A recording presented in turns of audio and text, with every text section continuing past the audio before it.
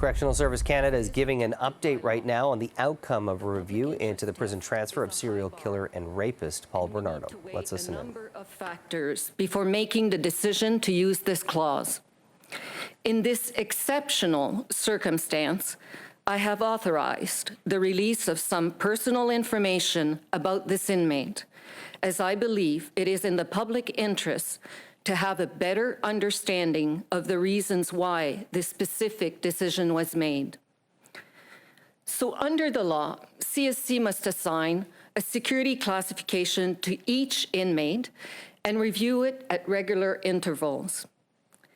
This is a very rigorous process.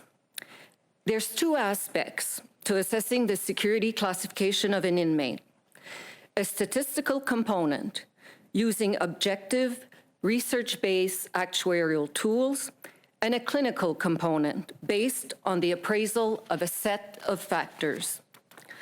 On the actuarial tool, this inmate received a score corresponding to a medium security classification rating. The legislation identified 3 areas that also need to be assessed. These areas are, first, the institutional adjustment. In other words, the degree of supervision and control required within the institution to manage the inmate. Second, the escape risk. And third, the risk to the public in the event of an escape. On the 3 areas identified in the regulations, this inmate was assessed as moderate on institutional adjustment, moderate on escape risk, and high on the risk to the safety of the public. The final risk assessment, which combined the actuarial score and the assessment of the 3 areas, determined that his security classification was medium. I want to be clear here that despite being a medium security inmate, he is still assessed as a high risk to the safety of the public, even after close to 30 years of incarceration. He also continues to hold a dangerous offender designation, which was imposed by the court. No inmate who is a high risk to the public can go to a minimum security institution. Once a security classification has been determined, inmates must be placed in an institution that corresponds to their security level. When deciding on which institution is most suitable for the management of the inmate, the law requires that CSC take into account a number of factors, including the availability of appropriate programs and services. Lama Casa is a medium security institution that is compatible with this inmate's profile. The institution offers programming for sex offenders, and staff there specialize in managing this type of offender. Lama Casa institution has similar perimeter control as a maximum security institution, including high fences and armed patrols. It is important to stress that at any point, an inmate can be returned to a higher security level if deemed necessary to ensure the safety of staff, our institutions, and the public. On the issue of victim notification and engagement, the review committee concluded that CSC could have had more proactive and meaningful discussions with victims in a manner that still complied with the Privacy Act. It recommended that I establish a multidisciplinary working committee to enhance policies and practices pertaining to victims. I accept this recommendation. Le service est déterminé à respecter les... The service is committed to respecting the rights of victims, and I will be setting up a working committee to examine how we communicate with victims and how we can improve our services to them. We will take the committee's suggestions into account and will work in collaboration with the Federal Ombudsman for victims of crime. While I recognize that this case has opened up a larger debate about the role of corrections in our society, it is important for us to keep in mind the larger context. I have been with CSC for close to 40 years, and I know that our feelings towards offenders cannot guide our decisions. Our system only works if we continue to carry out our duties according to the rule of law. In closing, I want to thank our employees who work tirelessly with federal offenders towards this goal. Merci à tous nos employés. Thank you to all our employees who work nonstop.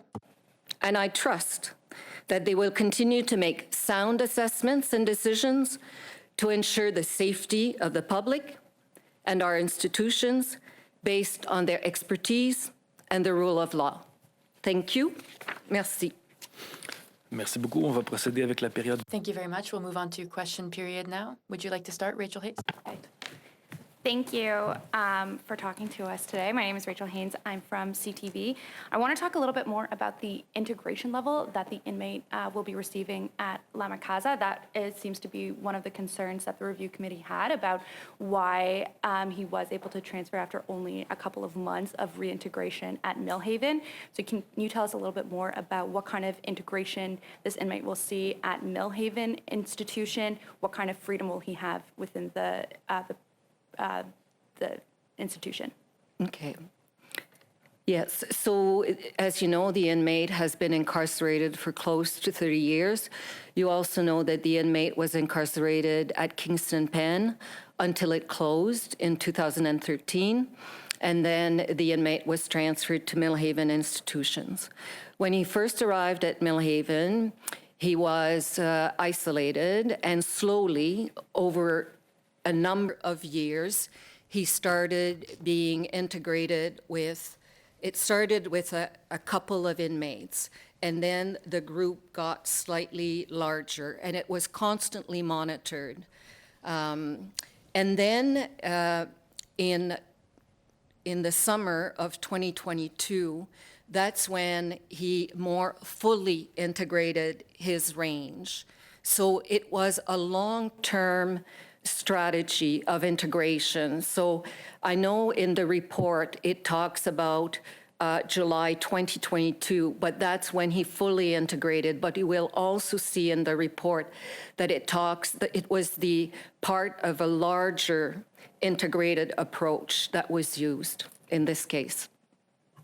And one of the main concerns that is expressed by the review committee was that it seems that it was just this period of 4 months. Up until then, every year or every 2 years that he'd had this review, that the system, your actuarial tool, was overridden and said, you know, he can't be moved, he doesn't have the right institutional profile for this.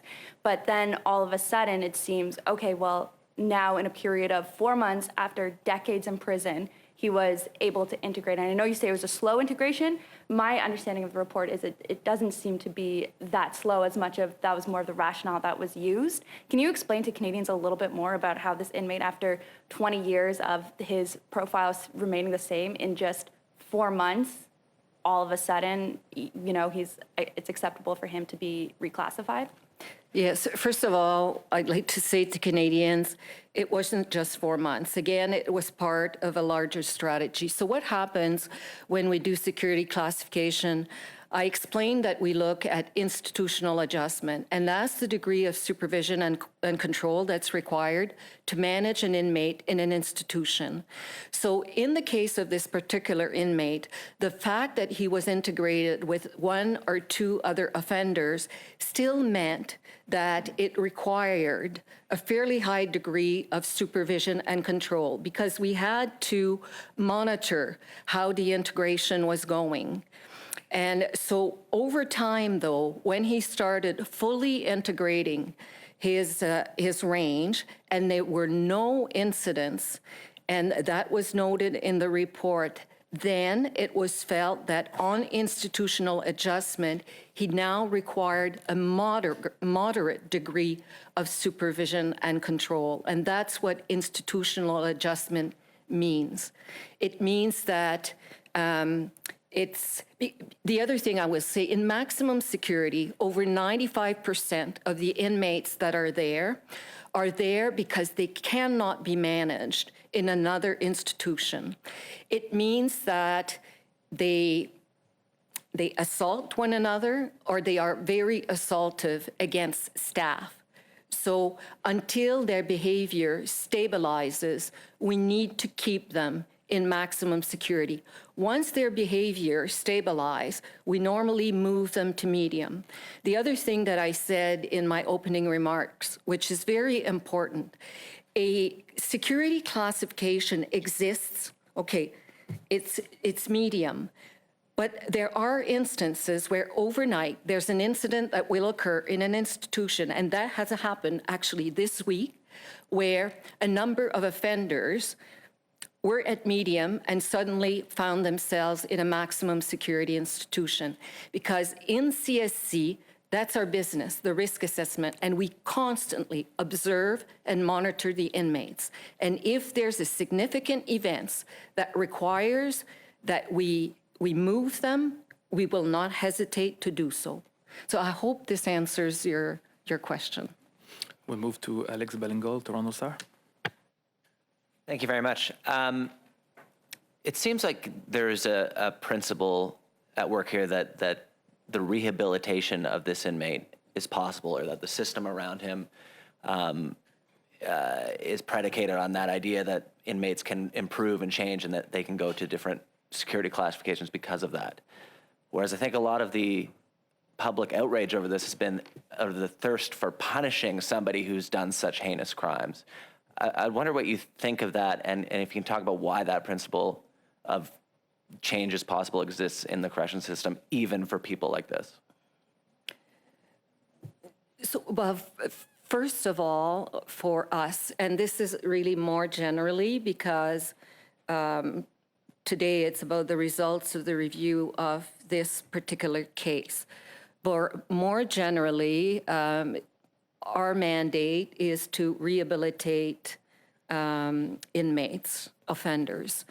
And the reason for that is they come to us, and there's a large majority, not everybody, as I said in my opening remarks, some stay with us for the rest of their lives, but there's a vast majority that are going to return to our communities.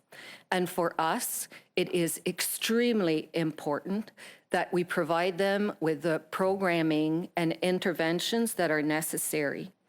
And so that when they are released, they are better people than when they came to us. And all of us here, every single person that works in CSC, we are members of the community. And paramount for us is protection of society. I know there's been a debate, though, as far as whether or not psychopaths can benefit from programming. But for us in an institution to manage offenders, we want them to be productively occupied. So if inmates require education, we want them to go to school. If they require programming, we want them to go to programming.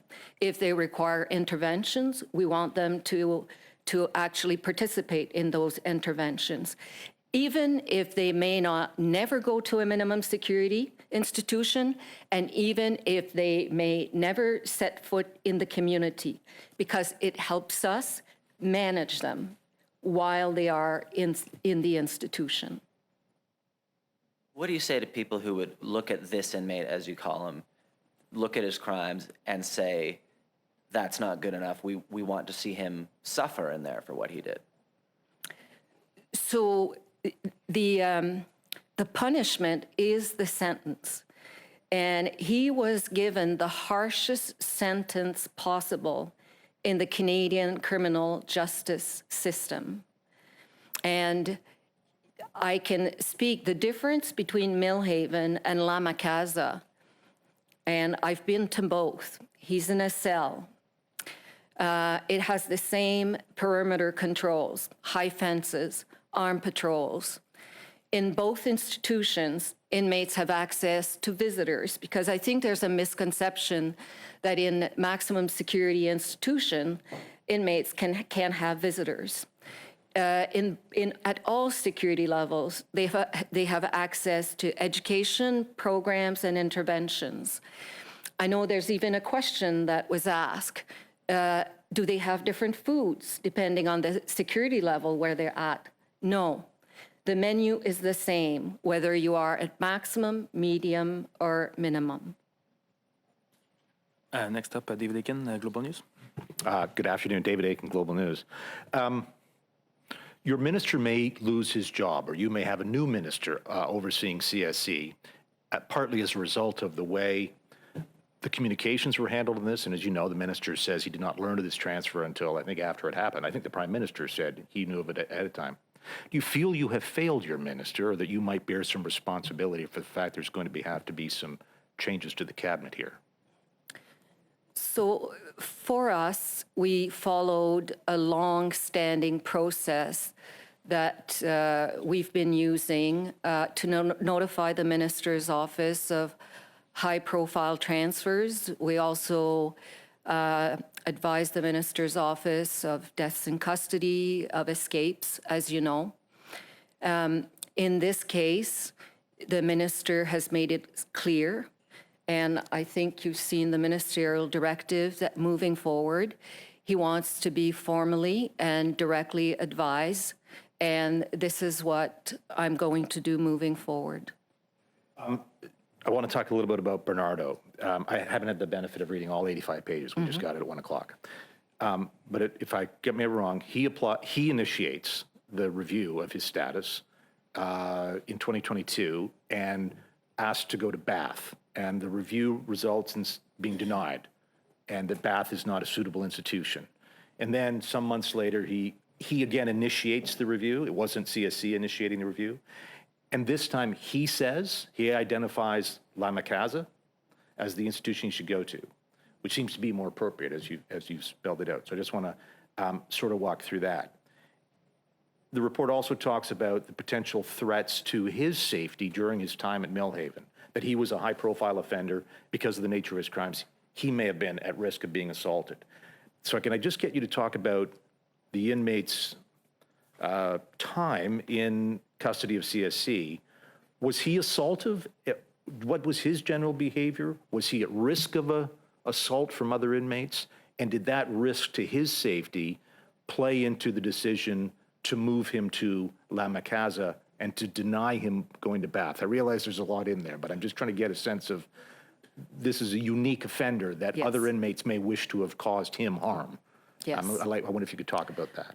So what I can say is when this particular offender arrived in the federal system, when he was first at KP, and then when he transferred to Millhaven, again, he required a high degree of supervision and control because his safety was at risk.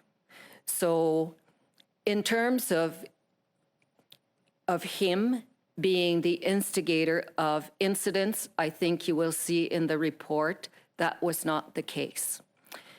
So in terms of his integration at Millhaven, this is where the kind of the long-term approach started, where he was able to integrate slowly with a couple of offenders, and over time, it became a larger group. As I said, once the security classification is determined, then we have to look at what's the most viable option in terms of an institution. There were no viable options in the Ontario region, so Bath was not seen as a viable option for this particular inmate. La Casa was. La Casa has programming for sex offenders, and the staff there actually specialize in managing this type of population. And so because, again, he was able to integrate with a much larger group, his institutional adjustment, that's the reason that it was reduced to moderate instead of high. However, he remains a high risk to the safety of the public. Kirsty Kirkup, Globe and Mail. Hi, Commissioner. I know you've already acknowledged in essentially what happened with the Minister of Public Safety, but I'm wondering on a personal level if you have a do-over moment. You had many face-to-face meetings, we understand, with the Minister in the lead-up to what happened, the decision that was taken. Would you have done anything differently in terms of your personal communication with the Minister of Public Safety so that he was directly made aware of what was happening to such a notorious criminal?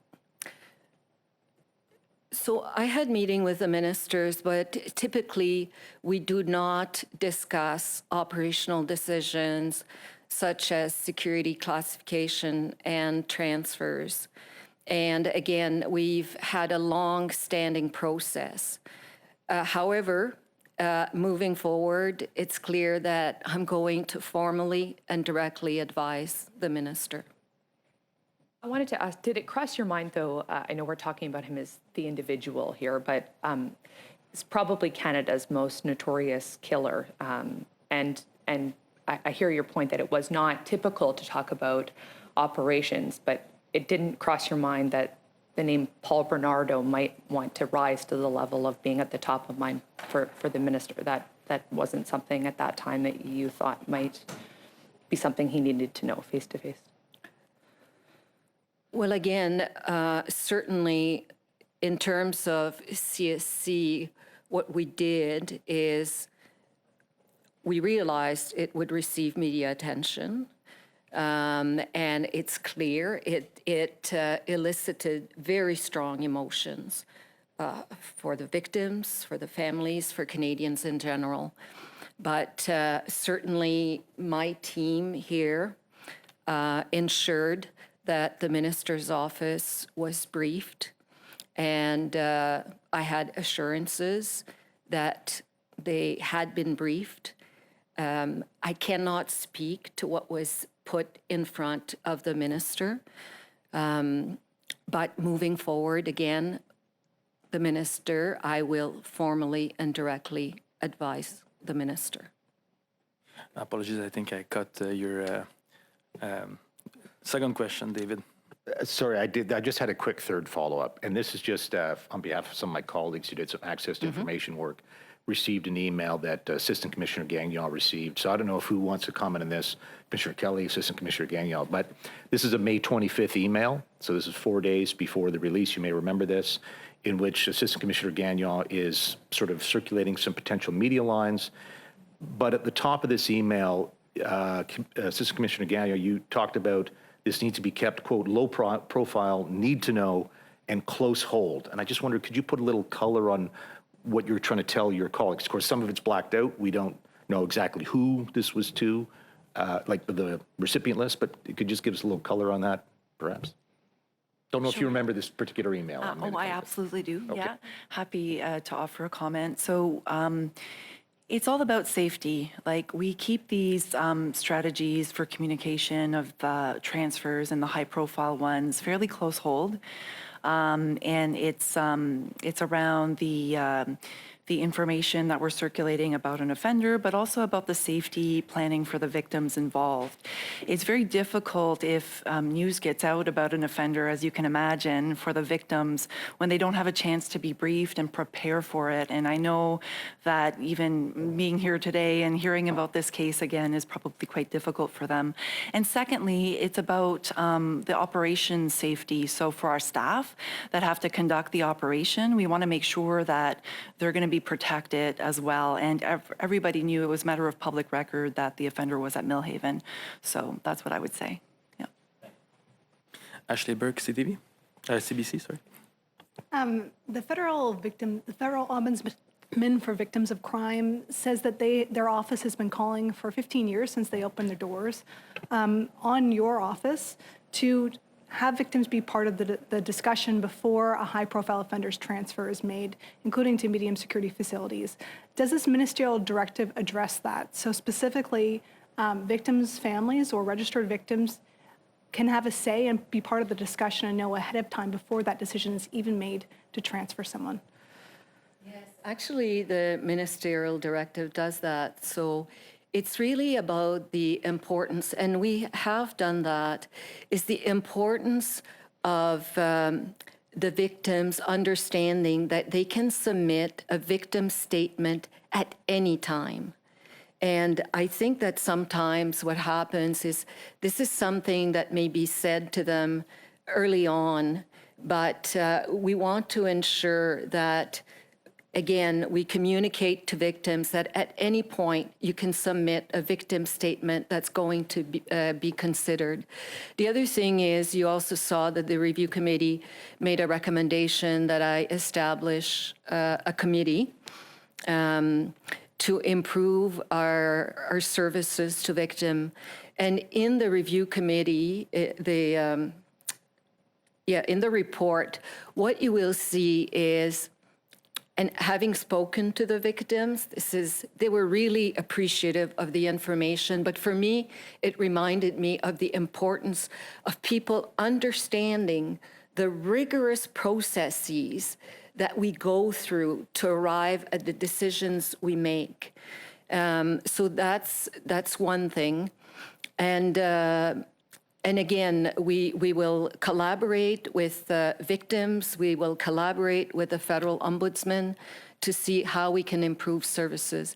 The other thing that we share with victims, if they request it, is what we call a correctional plan progress report. And it has a bit of information about the offender. It has his criminogenic kind of risk factors. It has the progress he has made, and that's something we share with the victims. And in that progress report, we also have kind of significant events that are going to occur. So in this case, it was the fact that he's going to have a parole hearing. But we are going to look at this CPPR, this is the acronym, to see if there's more information that we can include, such as upcoming transfers. So this is work that we are going to do moving forward. Said that you spoke to him or met with him on a weekly or every 2 weeks in the months leading up to this high-profile transfer. You've mentioned why you didn't bring it up, but how come that didn't, why didn't that come up? And as well, is it appropriate that he didn't know until after the transfer happened? Well, again, the meetings that I've had would have been on policy issues. Oftentimes, it's what we call, it's a meeting where all portfolio agencies are, and I may not necessarily have something on the agenda to discuss. And again, I will say that we do not typically talk about operational decisions such as security classification and transfers. But moving forward, I will formally and directly advise the minister. Is in your office or his office for what happened? We followed a long-standing process, and I can't comment on the minister's office. I think the minister, though, has been clear that he's taken steps. That's all I can say. Stephanie Taylor, Canadian Press. Hi, Commissioner. Thanks for being here. You yourself just said it's important that Canadians understand the rigorous processes CSC follows, but why didn't you provide this level of transparency, a press conference, the reasons behind the inmate's transfer at the time it happened or even before? And in retrospect, given all the questions, given how emotional this has been, should you have? So on this, right, and I brought them, but right after it happened, on June 5th, I issued actually a statement. And in the statement, I said I had ordered an additional review. I talked about a little bit about Paul Bernardo. I talked about the same perimeter controls in both institutions. I talked about the fact that we review the security classification every 2 years. I also talked about what we assess, so institutional adjustment, escape risk, and risk to the safety of the public. And then later on in June, there were a lot of questions that were being asked. So we elaborated even further in basically sharing information about who is in maximum security, for what reasons. And the reason that we didn't do a press conference like this is that on June 5th, I ordered the additional review. On June 9th, we had struck the committee. On June 12th, the committee started their work. On June 26th, they submitted their report. Then we had the report translated. We had the report redacted. One of the recommendations in the report was that I share the results of the review with the victims first, which is something I did. And we also had to coordinate with the privacy commissioner because we invoked 82M to be able to release, in this exceptional circumstance, more personal information about the inmate. And this led us to today, where I'm sharing the results of the review with you. With respect, you said, We've been listening to the Correctional Service of Canada giving an update on the outcome of a review into the prison transfer of serial killer and rapist Paul Bernardo. It goes on to say the decision to transfer Bernardo was sound and followed all protocols and applicable laws and policies regarding the transfer and notification of families. Of course, in this case, it's highly contentious and sparked a flurry of political controversy, putting Public Safety Minister Marco Mendicino in the hot seat as well, facing lots of scrutiny.